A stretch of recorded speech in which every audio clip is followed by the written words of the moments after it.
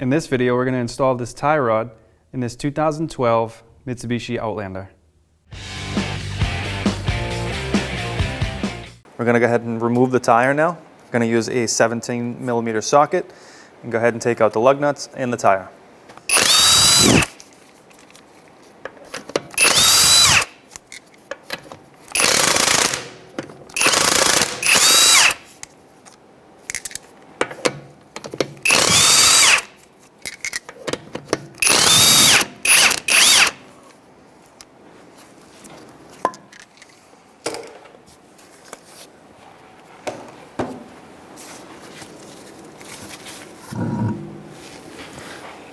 So we're going to go ahead and do the outer tie rod. What you want to do is put some kind of mark, some kind of identifier where your old one was. What that'll do is allow you to reinstall your new one close to the same area, so your alignment is somewhat what it used to be.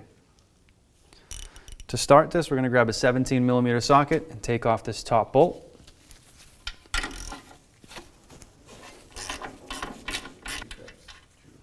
Once you've taken your bolt out, sometimes you're able to pull down and release that. If you do need to tap this down from the top, take your screw, reinstall it a few threads. Take a small hammer or whatever you have.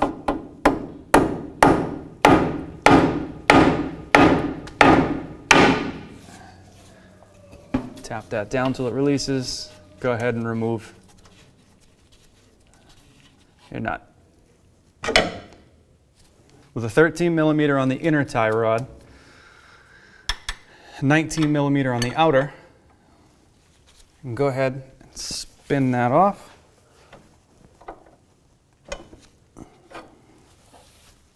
Once your outer tie rod is free, as you start to spin it, count the rotations. When you install your new one, put it back to the same amount of rotations on.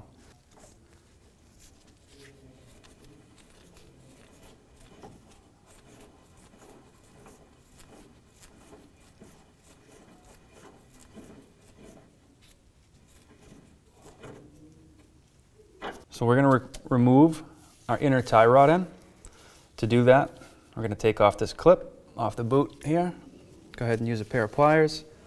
I have a small pair of bent needle nose. Should be able to remove that clip. Squeeze the clip, pull it away.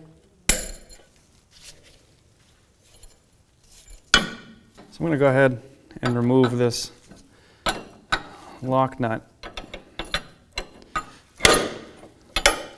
22mm wrench and a 13mm on the actual tie rod itself, and just work that out.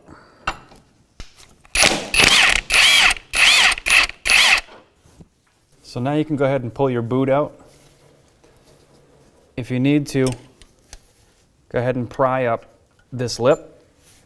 Sometimes they've been on there for a while, they have a little seal going. So we went ahead and pried ours out, and you should be able to work it forward. Sometimes pushing straight back will free it, like so. Now push. So we've go ahead and put our tie rod removal kit on there. Go ahead and put your U-bolt around the outside, tighten down your 2 bolts, and clamp down. Go ahead and put your ratchet and release the Kraken.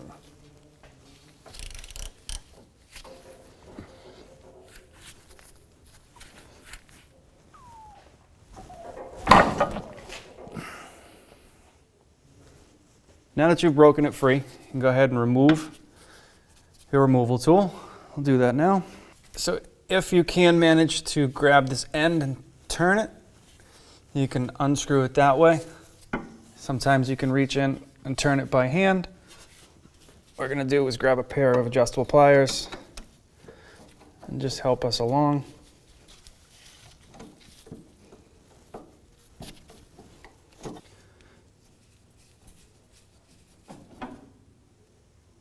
We're going to add a little bit of thread lock to these threads before we put this tie rod in. Before we install our new tie rod, there is a little old thread lock in here. We're just going to clean that out the best we can with a pick tool. Looks pretty good. Now we'll go ahead and thread in our new tie rod. Sometimes this ball end is at an angle, makes it really difficult to thread it in. So if you can straighten that out, it should make threading it in a lot easier.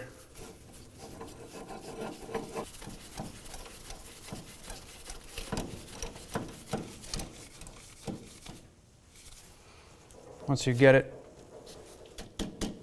snugged up, we'll go ahead and reinstall our tool and tighten it down.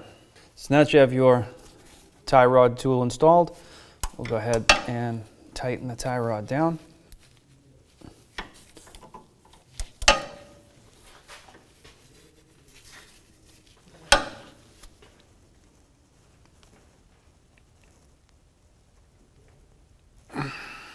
Now we're going to go ahead and torque this down to 65 foot-pounds.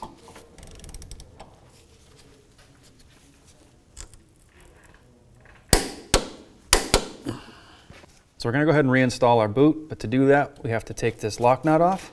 So go ahead and spin that off. On the back side, you want to make sure this is seated all the way back and over.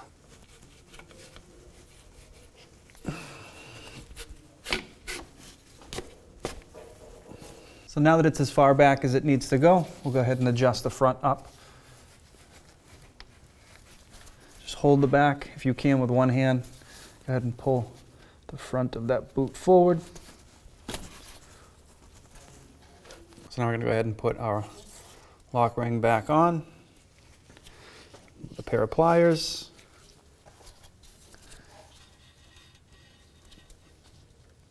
Squeeze that and put it in place. And you want to make sure you leave those tabs in an area that's accessible to you in the future if you ever have to get back to it.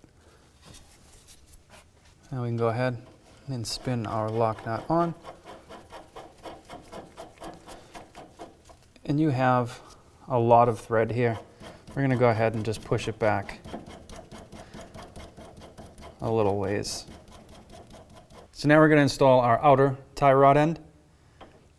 Simple, just thread this on.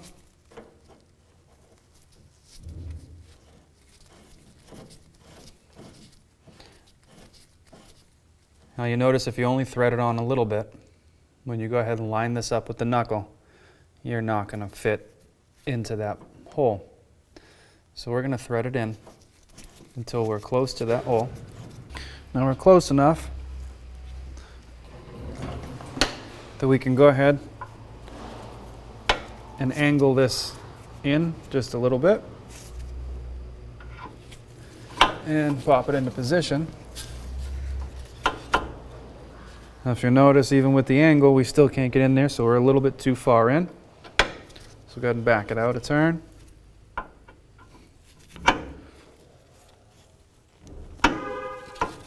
That's right where we want to be.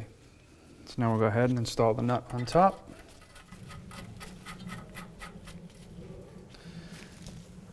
We'll tighten that down. That's a 19 millimeter.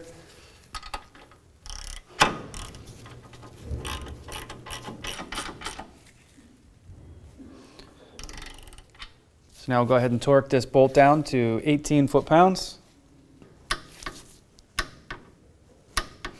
So now we can go ahead and tighten our lock nut. Just go ahead and thread that in by hand until it's snug with a 22 millimeter wrench. We'll go ahead and tighten that down.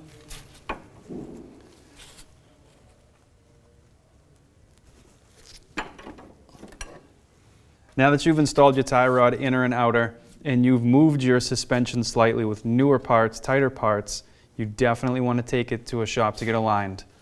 So now we'll install a tire.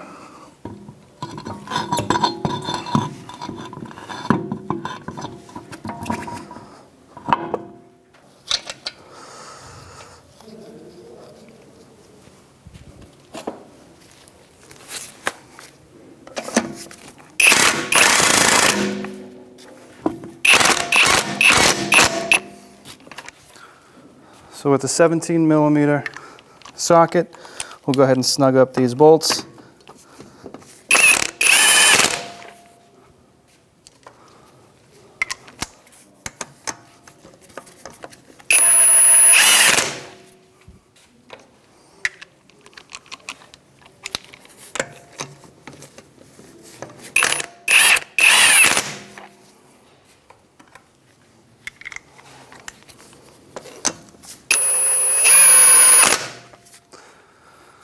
Now with the tire on the ground, so it's unable to rotate, we'll go ahead and grab our 17mm socket, set it to 73 foot-pounds torque, and we're going to run around these lug nuts in a star pattern to lock the wheel on.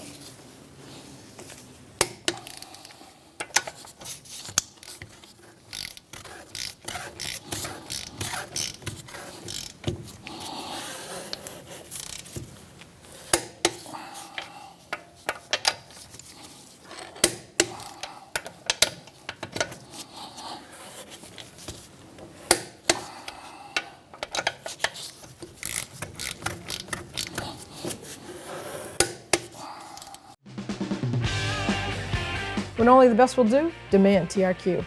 The only company that lets you view before you do. TRQ is committed to offering the highest quality aftermarket auto parts that are engineered for peace of mind. Thanks for using and viewing with TRQ.